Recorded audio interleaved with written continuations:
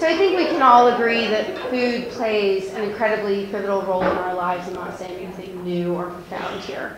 But I think we don't often consider in the day-to-day how important it is, where our food comes from, exactly what we're eating, where we buy it from, how we prepare it, what we eat it with, who we eat it with, where we eat it.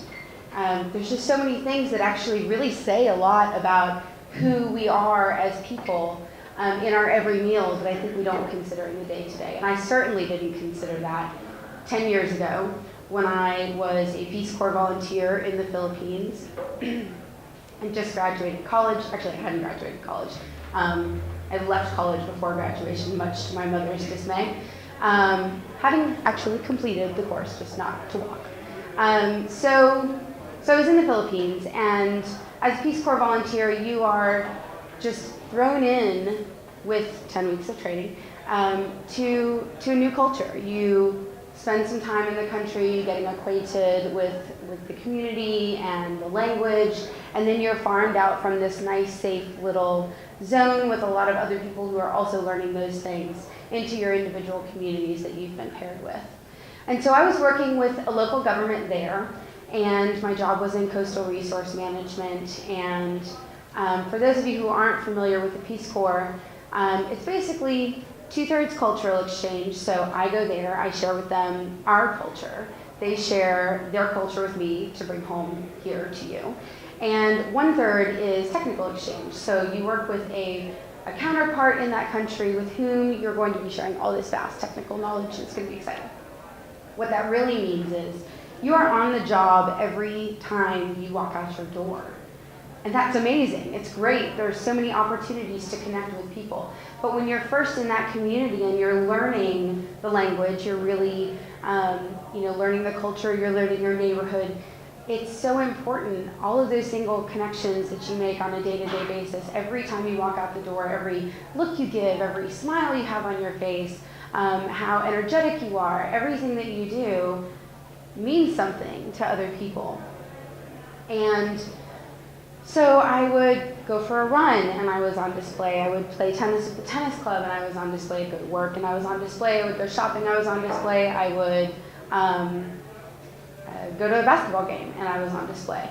And that was what I signed up for. But it wears on you after a little while, and it's lonely when you don't have anyone to share the immensity of that process with.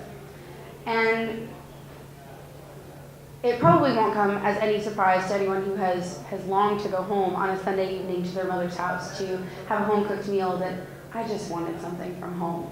And so I kind of pilfered through my little mental bank of recipes that I knew in college, which was not a very extensive collection of recipes. I was also vegetarian in college, just sort of left by the wayside when I was coming to a new country and couldn't be assured of the nutritional content of the food that I would be eating. And so I trudged off to the nearest town that had an actual grocery store instead of sort of the traditional marketplace that you find in a lot of developing countries.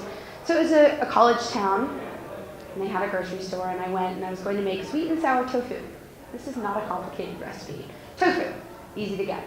I served it with rice, some bell peppers, ketchup, brown sugar, a little bit of cornstarch, powdered ginger, and go to get the ground mustard, and there isn't any. And I was holding back tears.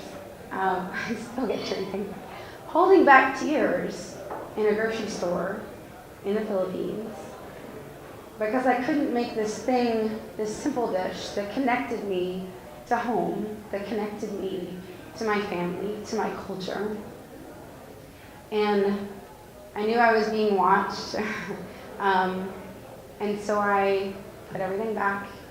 And on the seemingly long ride home, I just made peace with it. I let it go.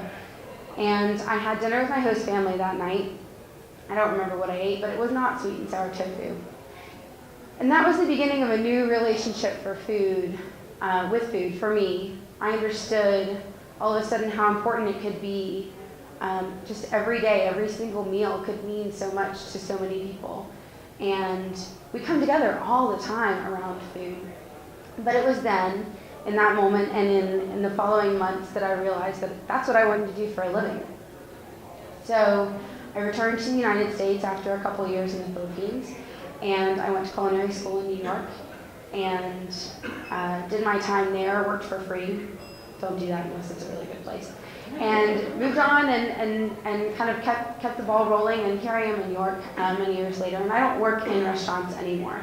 But I am a personal chef, and I get to go to other people's homes and share their food culture and cook for them when maybe they can't or don't want to cook for themselves, and give them time back with their families. And I get to share with them the things that I love and teach them new things about food. And I'm still learning about food every day. And I'm so grateful that I get to share that with other people every day too. Thank you.